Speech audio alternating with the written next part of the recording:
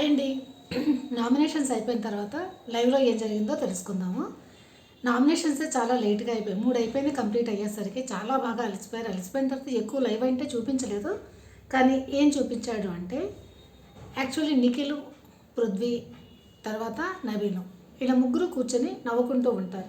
దేని గురించి అంటే రోహిణి నామినేషన్ చేసింది కదా, ఏంటంటే రెడ్ డ్రెస్ వేసుకున్నందువలన మీకు ఏమైనా లక్కీ ఏమో అని చెప్పేసి అన్నారు.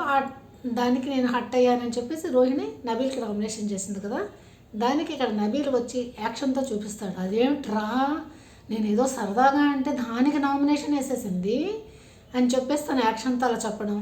తర్వాత పృథ్వీ అవును కదా, మరి సరదాగా అనుకుంటే దాన్ని నామినేట్ చేయడం ఏంట్రా అని చెప్పేసి నిఖిల్ కూడా దానికి తోడే వీళ్ళు ముగ్గురు నవ్వుకుంటూ ఉంటారన్నమాట.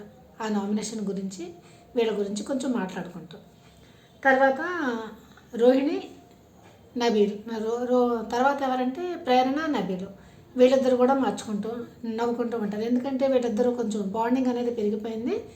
గౌతమ్కి నామినేట్ చేయడము, గౌతమ్కి ఎటువంటి పాయింట్ తీసుకొస్తున్నాడు చెప్పింది వినట్రా, అది అసలు వాడు మధ్య మధ్యలోనే వచ్చేస్తాడని చెప్పేసి ప్రేరణ చెప్పడము, కొంచెం వీళ్ళిద్దరు దాని గురించి మాట్లాడుకుంటూ ఉంటారు.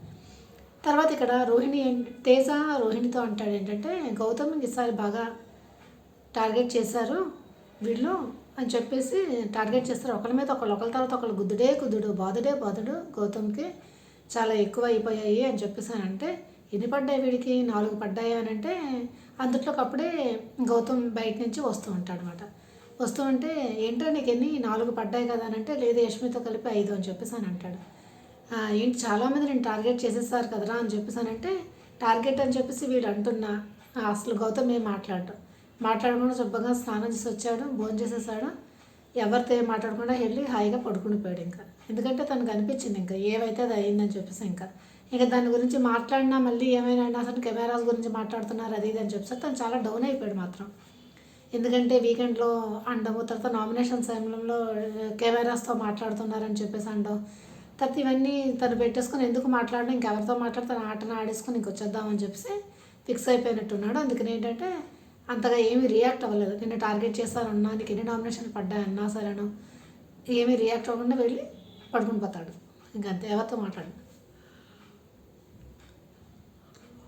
సారీ, టేస్టీ తేజ రోహిణితో అంటాడు వీడికి పటాపట అందరు కలిపి నామినేషన్ గుద్దేశారు, టార్గెట్ అయితే చేస్తాడు, వీళ్ళు ఇక్కడ టార్గెట్ చేస్తున్న ఆడియన్స్లో మాత్రం వీడికి మంచిగానే ఉంటుంది అనిపిస్తున్నది నాకు అని చెప్పానంటే రోహిణి అంటుంది అదేమో కానీ ఇక్కడ మాత్రం వీడికి బాగా ఒకే విషయం అని చెప్పేసి ప్రతి వాటిలో అదే విషయం మీద నామినేట్ అయితే చేసేసారు, అది కొంచెం ఇదిగా అనిపించింది నాకు అని చెప్పేసి అని అంటుంది. తర్వాత నబీల్కి నామినేషన్ చేసినప్పుడు చూడు వాడు ఇసుక ఇలా పోస్తాను ఇలా పోయడం తప్పనలేదు కదా, నేను ఆ విధంగా వేసే విధానం తప్పన్నాను, దాన్ని కూడా ఒప్పుకోవటం లేదు, అసలు నబీల్ ముందు మామూలుగా ఉండేవాడు కదా, ఏంటి ఇప్పుడు అంత ఎగ్నెస్ట్ అయిపోయాడు ఏంటని చెప్పేసి రోహిణి టేస్ట్ చేసా మాట్లాడుకుంటూ ఉంటారు. ఏంటో ఎందుకు ఇలా అయిపోయాడో, ఎగ్నెస్ట్ అయిపోయాడు చాలాని. తను ఏంటంటే ఎవరినైనా గెలిపిద్దాం అనుకుంటే వాడికి సపోర్ట్ చేస్తాడు, లేకపోతే తనకు సపోర్ట్ చేసుకుంటాడు అంతే, పక్క వాళ్ళు గెలిస్తే మాత్రం ఓర్చుకునే మనస్తత్వం అయితే లేదని చెప్పేసి రోహిణి అంటూ ఉంటుందన్నమాట. తర్వాత టేస్టీ తేజ ఏంటంటే విష్ణుప్రియతో మాట్లాడతాడు, నువ్వు ఒక్కదానివే నాకు నామినేట్ చేసేసావు, నువ్వు నామినేట్ చేయకుండా ఉండుంటే నేను నామినేషన్లోకి వచ్చేవాడిని కాదు కదా అని చెప్పేసి తేజ భయపడతాడు. తేజకు మెయిన్ తేజ అవినాష్ ఇద్దరు ఏంటంటే నామినేషన్లోనికి వస్తే వాళ్ళు భయపడుతూనే ఉంటారు, ఎందుకనో అర్థం కాదు. భయపడకుండా ఒకసారి నామినేషన్లోనికి వస్తూ ఉంటేనే కదా ఆడియన్స్ అనేది కనెక్ట్ అవుతూ ఉంటారు. అసలు ముందు నుంచే నామినేషన్లోనికి ఎక్కువ రాకపోవడమే మెయిన్ ఇది. టేస్టీ తేజ కింద 7th సీజన్లోనే అలాగే నామినేషన్ రావాలంటే భయపడేవాడు, ఇప్పుడు కూడా అంతే చేస్తున్నాడు. అయితే అవినాష్ ఏంటంటే కిందసారి కూడా 13th వీకే ఎలిమినేట్ అయిపోయాడట, అందుకే ఇప్పుడు కూడా 13th వీక్ ఏమవుతుందని చెప్పేసి తనకి భయంగా ఉన్నదని చెప్పేసి అవినాష్ అంటూ ఉంటాడు. తర్వాత విష్ణుప్రియతో మాట్లాడితే నీకు నామినేషన్ నన్ను వేసేసామని అంటే లేదు, నాకు అవినాష్ నువ్వు ఉండుండే, అవినాష్ ప్రేరణ ఉండేది, కానీ నువ్వు నా నామినేట్ చేసినప్పుడు నేను హట్ అయ్యాను, అందుకే చెప్పి నీకు మళ్ళీ వేసేసానని చెప్పేసి అంటుంది. నువ్వు ఒక్కదాన్ని వేసావే, వేయకుండా ఉంటే బాగుంటుంది, ఒక్క ఓటుతోనే నేను నామినేషన్ అయిపోయాను కదా అని చెప్పేసి టేస్ట్ తేజ ఫీల్ అవుతాడు. తర్వాత ప్రేరణ ఎవరితో, రోహిణితో ముందుగానే మాట్లాడిపోయారు. రోహిణి ఏంటంటే మాట్లాడుతూ ఉంటుంది ఎవరితో, అవినాష్ టేస్టీ తేజతో మాట్లాడుతూ ఉంటుంది. ప్రేరణ వచ్చి నాతో మాట్లాడింది, ఈసారి నీకు సేవింగ్ ఇస్తే ఎవరికి చేస్తావు అని చెప్పేసి మాట్లాడుతుంది అని చెప్పేసి. ప్రేరణ తక్కువది కాదు, ఏంటంటే సేవింగ్ ఇస్తే దీనిని సేవ్ చేస్తున్నామని చెప్పి అనుకున్నది ప్రేరణ. అవినాష్ అంటాడు, ఈసారి నీకు సేవింగ్ ఇవ్వలేదంటే పవర్ మెగా చీఫ్ అయినందుకు సేవింగ్ పవర్ ఏంటి ఎందుకు ఇవ్వలేదని చెప్పి తిరిగి సేవింగ్ పవర్ ఇస్తే అవినాష్ని సారీ అంటే ఎంత వస్తున్నట్టుంది సారీ ఈసారి సేవింగ్ పవర్ ఎందుకు ఇవ్వలేదు నీకు అని చెప్పాను. ఎందుకంటే సేవింగ్ పవర్ ఇస్తే అవినాష్కి యూజ్ చేశారు కదా అందుకని చెప్పేసి అనుకుంటూ ఉంటాను. తర్వాత టేస్టీ చేసి కూడా అనుకుంటారు, ఏంటో ఈసారి నీకు సేవింగ్ ఏంటి ఇవ్వలేదు ఏంటి అసలు అని చెప్పేసి. ఒకప్పుడు స్వైప్ చేయడం కానీ ఏదైనా ఉండేది కదా, ఈసారి స్వైప్ చేయడం కూడా అందుకే అందరినీ నామినేషన్కి తెచ్చేసాడు ఈసారి బిగ్ బాస్ అనేది. ఒక రోహిణి తప్ప అందరినీ నామినేషన్లోకి వచ్చేసారు. అందుకే పృథ్వీ లాస్ట్లో అంటారు, okay good boss thank you good Bigg Boss అని అంటాడు. ఎందుకంటే అందరు ఈసారి నామినేషన్లోకి వచ్చేసారు కనుక పృథ్వీకి తెలుసు అలాగని అవినాష్ టేస్ట్ చేస్తే వీళ్ళిద్దరూ వెళ్ళిపోతారేమో అని చెప్పి అనుకుంటూ ఉంటారు. అందుకని చెప్పేసి ఇదిగా ఉంటారు అన్నమాట వాళ్ళు.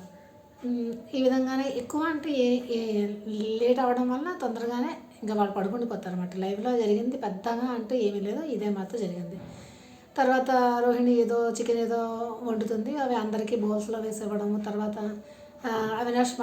అవినాష్ రోహిణి మాట్లాడుకోవడం, నాకేమో బోన్స్ ఇవ్వని చెప్తాను ఏదో ఈ దీని మీద డిస్కషన్స్ అది జరిగాయి. కానీ ఇంకా అంతకంటే ఇంకొకటి ఏమైందంటే ప్రేరణ కిచెన్లో ఏం చేస్తుందంటే రోహిణిని అడగకుండానే చపాతీ పిండి కలిపేస్తుంది.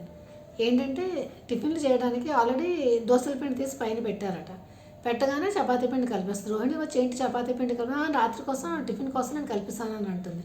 అప్పుడు రోహిణి కూడా కొంచెం మండుతుంది. ఇటువంటి అదే ప్రేరణ మెగా చీఫ్ అయ్యి ఉండి ఎవరైనా ఈ పని చేస్తే ఊరుకుంటే అది పెద్ద పెండ పెట్టేస్తుంది కదా.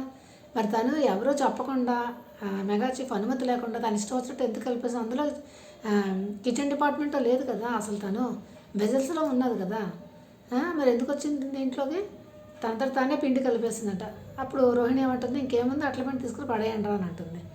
అంతే కదా, అట్ల పిండి ఉన్నది టిఫిన్ చేయడానికి, తను చపాతీ పిండి కలిపేసింది చెప్పకుండానే. అలాగా ఆ విధంగా అయితే జరుగుతుంది. కానీ రోహిణి అయితే పెద్ద ఇష్యూ ఏం చేయలేదు, ఊరుకున్నాడు.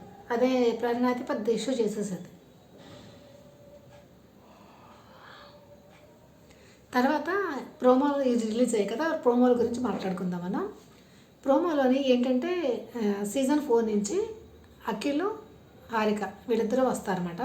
అంటే ఈసారి ఏంటంటే బయట అంటే ముందు సీజన్లోని ఎవరైతే ఉన్నారో వాళ్ళు ఇద్దరిద్దరుగా వస్తారు, వచ్చి వీళ్ళ చేత ఆటలు అనేవి ఆడిపిస్తారన్నమాట.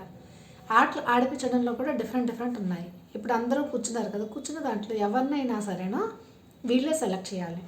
సెలెక్ట్ చేయడానికి నాకు తెలిసిన ఇన్ఫర్మేషన్ ప్రకారం ఏంటంటే ఒక ఫన్ టాస్క్ అనేది ఇస్తారట. ఇస్తే దాంట్లోని రోహిణి గౌతమ్ని సెలెక్ట్ చేసుకుంటారు వీళ్ళిద్దరూని. ఫన్ టాస్క్ ఇస్తారు అని చెప్పేసి విన్నాను. ముందుగా ఏంటంటే ఫస్ట్ గౌతమ్ని రోహిణిని సెలెక్ట్ చేసుకుంటారు. చేసుకున్న తర్వాత వీళ్ళిద్దరికి ఏం చెప్తారంటే మీకు పోటీదారుగా మీరు ఇంకెవరినైనా ఇద్దరిని సెలెక్ట్ చేసుకోండి అని అంటారట. అప్పుడు వీళ్ళు ఏం చేస్తారు, స్ట్రాంగ్ వాళ్ళు ఎలాగైనా సెలెక్ట్ చేసుకోరు కదా, అందుకనే ఎవరిని చేసుకుంటారంటే విష్ణుప్రియని టేస్టీ తేజాని సెలెక్ట్ చేసుకుంటారు. అప్పుడు 4 మెంబర్స్ అనేది అవుతారు. 4 మెంబర్స్తో టాస్క్ అనేది పెడతారు. అదేంటంటే ఇలాగ ఆర్చ్ అంటే హాఫ్ జీరోది ఉంటుంది కదా, అలాగా దాని మీద ఏంటంటే లిమిట్లెస్ అని చెప్పేసి ఉంటుంది బోర్డు మీద అనుకుంటా, చూపించడం లెటర్స్ ప్రకారం అలాగ అనిపిస్తుంది. అదేంటంటే స్విమ్మింగ్ పూల్లో బ్యాగ్స్ పడేస్తారు, దాంట్లోంచి తెచ్చుకొని ఆ బ్లాక్స్ ఉంటాయి కదా అవన్నీ అరేంజ్ చేసుకోవాలన్నమాట. అది కూడా ఆర్డర్లో పెట్టుకోవాలి. ఆర్డర్లో పెట్టుకునే విధానంలో ఫస్ట్ రోహిణి పెడుతుంది, తర్వాత గౌతమ్ పెడతాడు, వీళ్ళందరూ పెడుతూ ఉంటారు, వాళ్ళు పడిపోతూ ఉంటారు. చూసినంత ఈజీ కదా, చాలా కష్టంగానే ఉంటుంది టాస్క్, ఎందుకంటే ఇలా స్టాండ్ అవ్వాలి కదా అందుకని చెప్పేసి. తర్వాత ఎట్లా వస్తుందంటే ఫస్ట్ ఎవరు పెట్టేస్తారు, రోహిణి పెట్టేస్తుంది, రోహిణి గంట మోగించేస్తుంది. తర్వాత సెకండ్ ఎవరు వస్తారంటే గౌతమ్ వస్తాడు. తర్వాత టేస్టీ తేజ వస్తాడట. టేస్టీ తేజాని కొంచెం బాధపడుతూ ఉంటాడు, ఏంటో లెక్క ఫేవర్ చేయట్లేదు, ఎంతో సెకండ్ అన్నా వస్తాను అనుకున్నాను కానీ సెకండ్ కూడా రాలేకపోయాను, సెకండ్ అయినా పెట్టాడు ఆల్మోస్ట్ ఆల్ టేస్టీ తేజ పెట్టాడు కానీ పడిపోయింది అనమాట. అందుకని ఈ ఆటలో ఏంటంటే వీళ్ళిద్దరు అంటే రోహిణి ఫస్ట్, గౌతమ్ సెకండ్ వస్తారు, tasty Teja third, Vishnupriya 4th వస్తారు. తర్వాత సెకండ్ టాస్క్ ఎలా తెస్తారంటే గెలిచింది ఎవరు, రోహిణి కదా, అందుకని ఏం చేస్తారంటే రోహిణికి 8 అక్కడ బ్లాక్స్ పెడతారు కదా, పెద్ద పెద్ద ఉంటాయి కదా, ఆ బ్లాక్స్ని 8 ముందు తను పెట్టుకోవాలి, అంటే బ్యాలెన్స్ చేయాలన్నమాట. 8 తను ఏం చేస్తుందంటే 8 4 పెట్టుకోవాలని చెప్తాను. 4 ఇటువైపు 2 పెట్టుకొని బ్యాలెన్స్ చేసుకుంటుంది. తర్వాత గౌతమ్కి ఏమో 6 పెట్టుకోవాలని చెప్పి, తర్వాత అంటే లెవెల్స్ ప్రకారం వాళ్ళు ముందుగానే అన్నీ సెట్ చేసుకోవాలి. తర్వాత అట్ లాస్ట్ ఏంటంటే 10 పెట్టాలి వాళ్ళని చెప్పేసి. 10 పెట్టి అంటే మనం తూకం వేస్తున్నప్పుడు ఎలా స్ట్రైట్గా ఉంటుందో ఆ విధంగా స్ట్రైట్గా ఉండాలి. దాంట్లో ఏంటంటే రోహిణి ఫస్ట్ రోహిణి మాత్రం చాలా బాగా ఆడేస్తుంది. ఏ ముహూర్తాన విష్ణుప్రియ అన్నదో నువ్వు జీరో అని చెప్పేసి, నేను జీరో కాదు హీరో అని చెప్పి అన్ని గ్రహాలు ఉపగ్రహాలు అన్నీ రోహిణికి ఫేవర్గా ఉన్నాయా అని అనిపిస్తున్నది. తర్వాత ఆ దాంట్లోని కూడా రోహిణి ముందుగా పెడుతుంది, కరెక్ట్గా నిల్చుంటుంది, స్టాండ్ అయ్యి కరెక్ట్గా మధ్యలోనికి వస్తుంది, రోహిణి బెల్ల మోగించేస్తుంది. నెక్స్ట్ ఏంటంటే గౌతము తర్వాత టేస్ట్ తేజ వీళ్ళిద్దరూ పెడుతున్నప్పుడు ఏమంటే వాళ్ళు చెప్తారు, చూడండి నాది బ్యాలెన్సింగ్ కరెక్ట్గా ఉందా అని చెప్తుంటే వాళ్ళు చూస్తూ ఉంటారనమాట బ్యాలెన్స్ సరిగా. ఆ టైంలోనే ఎటు నుంచి ఎవరో అరుస్తారు, ముందు బెల్లం మోగించండి రా అని చెప్పి. టేస్ట్ తేజ వంగుదామనే లోపల ఇటువే గౌతమ్ తేజ టక్కుమని మోగించేస్తాడు అనమాట. దాంట్లో సెకండ్ వస్తాడు గౌతమ్ అట. ఫస్ట్ రోహిణినే వస్తుంది, సెకండ్ గౌతమ్ వస్తుంది. అంటే ఫస్ట్ దాంట్లోనే ఫస్ట్ రోహిణి వచ్చింది, సెకండ్ దాంట్లోనే ఫస్ట్ రోహిణి వచ్చింది కదా. అందుకని ఇప్పుడు ఫినాలే దానికి ఫస్ట్ చీఫ్ కంటెండర్ కింద ఎవరు రోహిణి వెళ్ళిపోతుంది. ఓకేనా. ఏంటంటే చీఫ్ కంటెండర్ కింద ఒకళ్ళు అయ్యారు. తర్వాత దాంట్లోని ఎవరు సరిగ్గా చేయలేదో వాళ్ళని కంటెండర్ రేస్ నుంచి కూడా తీసేస్తారు. అది ఎవరికి ఇస్తారు అంటే విష్ణుప్రియకి ఇస్తారు. ఎందుకంటే ఫస్ట్ దాంట్లోనే లాస్ట్లో వచ్చింది, సెకండ్ దాంట్లోనే కూడా లాస్ట్ వచ్చింది కనుక ఆ బ్లాక్ ఏదో తనకి తొడుగుతారు. ఇంకా ఆటలు తను ఆడలేదు విష్ణుప్రియ అని చెప్పేసి. ఈ విధంగా అయితే జరుగుతూ ఉన్నాయి టాస్కులు అనేది నాకు తెలిసిన ఇన్ఫర్మేషన్ ప్రకారము. మరి నేను చెప్పిన ఇది నచ్చింది అంటే ప్లీజ్ లైక్ చేయండి, షేర్ చేయండి, సబ్స్క్రైబ్ చేయండి. సబ్స్క్రైబ్ చేసినా లైక్ చేసినా ఈ వీడియో అనేది మరికొంతమందికి రీచ్ అవుతుంది. తర్వాత మీరు ఎవరు గెలవాలనుకుంటున్నారో దానిని కామెంట్ చేసి చెప్పండి. రోహిణి ఆట ఎలా నచ్చిందా నచ్చలేదా అని కూడా తెలియచేయండి. రోహిణి అయితే ఒక లెవెల్లో ఆడుతుంది, ఇప్పుడు చాలా బాగా ఉంది. అప్పుడు అందరి ఫోకస్, ఆడియన్స్ ఫోకస్ కూడా రోహిణి మీద ఉన్నది అని అనిపిస్తుంది. మరి నాకు అనిపిస్తుంది, మరి మీకేమనిపిస్తుందో చూపించండి. నిజంగా తను రోహిణి శివాంగి రోహిణి అని చెప్పి మీకు అనిపిస్తుందా లేదా చెప్పండి. గౌతమ్ కూడా చాలా ఎఫర్ట్స్ అనేది పెడుతున్నాడు, రోహిణి కూడా చాలా ఎఫర్ట్స్ అక్కడ ఉన్న వాళ్ళు అందరూ పెడుతున్నారు. దాంట్లో రోహిణి అయితే కంటెండర్ కింద అయిపోయింది. ఫస్ట్ ఫినాలేకి కంటెండర్ కింద మాత్రం అయింది. మీకేమనిపిస్తుంది? నాకైతే చాలా బాగా అనిపిస్తుంది రోహిణి ఈ విధంగా ఆడడం అనేది చెప్పి. Please like, share and subscribe చేయడం అస్సలు మర్చిపోకండి. లైక్ చేయండి, లైక్ చేస్తే వీడియో మరి కొంతమందికి రీచ్ అవుతుంది. అందుకని ఓకే బాయ్, సీ యూ.